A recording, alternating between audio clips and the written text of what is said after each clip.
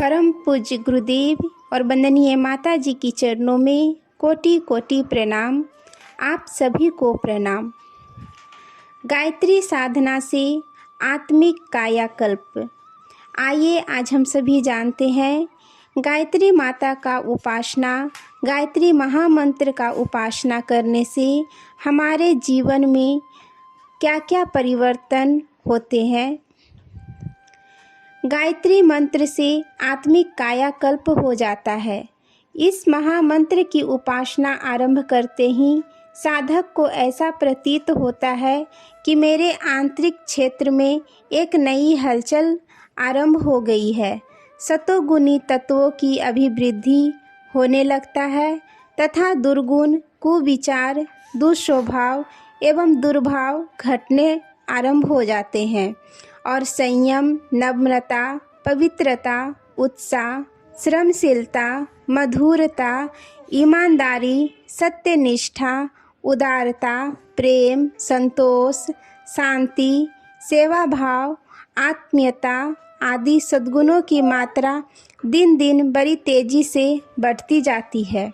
फलस्वरूप लोग अपने स्वभाव एवं आचरण से संतुष्ट होकर बदले में प्रशंसा, कृतज्ञता, श्रद्धा एवं सम्मान के भाव रखते हैं। इसके अतिरिक्त ये सद्गुण स्वयं इतने मधुर होते हैं कि जिस हृदय में इसका निवास होगा वहाँ आत्मसंतोष की परम शांतिदायक निर्झरनी सदा बहती रहेगी। गायत्री साधना से साधक के मन क्षेत्र में असाधारण परिवर्तन हो जाता है। विवेक, तत्वज्ञान और ऋतंभरा बुद्धि की अभिवृद्धि हो जाने के कारण अनेक अज्ञानजन्य दुखों का निवारण हो जाता है। कष्ट साध्य परिस्थितियां में जहां साधारण मनोभूमि के लोग मृत्यु तुल्य कष्ट पाते हैं, वहां आत्मबल गायत्री साधक अपने विवेक, ज्ञान, वैराग्य, साहस, आशा, धर्म, संतोष, संयम, ईश्वर विश्वास के आधार पर इन कठिनाइयों को हंसते हंसते आसानी से काट लेता है। संसार का सबसे बड़ा लाभ आत्मबल गायत्री साधक को प्राप्त होता है। इसके अतिरिक्त अनेक प्रकार के सांसारिक लाभ भी होते देखे गए हैं।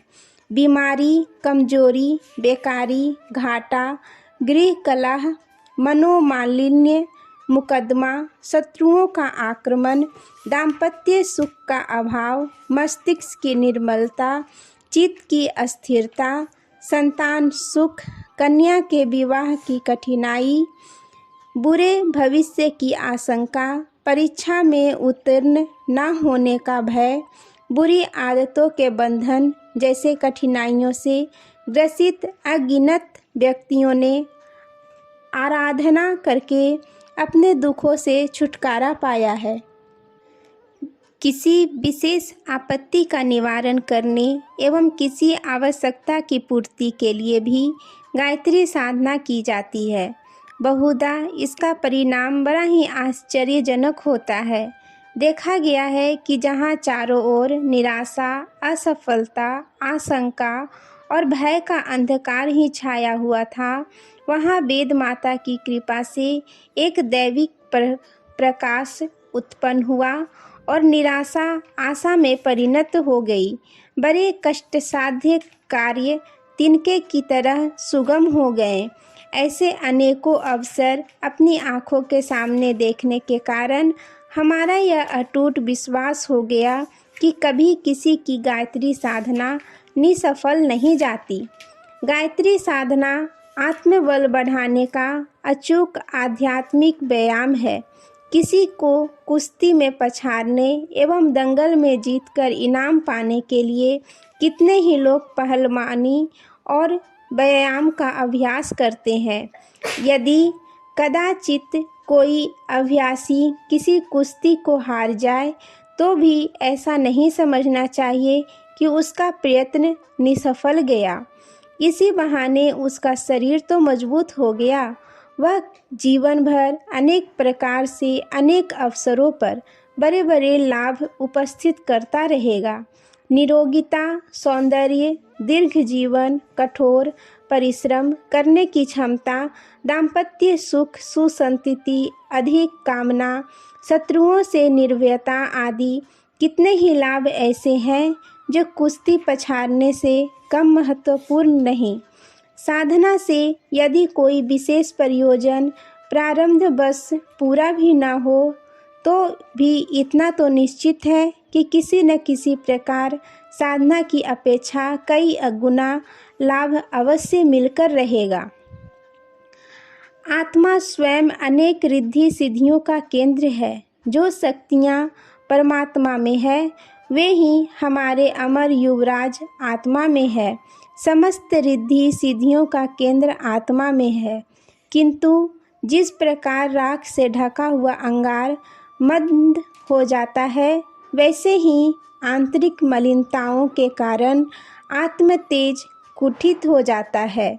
गायत्री साधना से मलिनता का पर्दा हटता है और राख हटा देने से जैसे अंगार अपने प्रज्वलित स्वरूप में दिखाई पड़ने लगता है, वैसे ही साधक की आत्मा भी अपने रिद्धि सिद्धि समन्वित ब्रह्म तेज के साथ प्रकट होती है।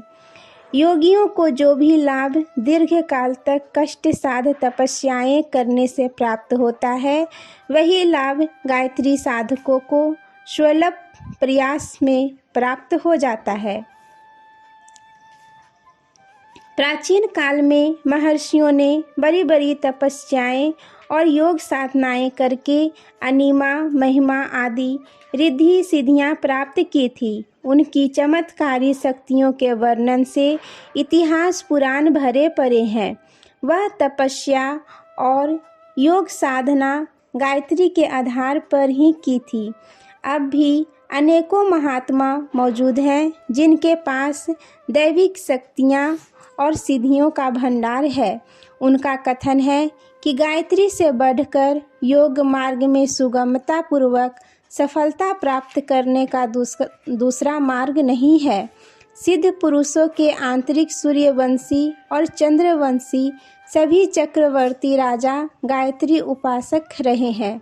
ब्राह्मण लोग गायत्री की ब्रह्म शक्ति के बल पर जगत गुरु थे। क्षत्रिय गायत्री के भर्ग रूपी तेज को धारण करके चक्रवर्ती शासक बने थे।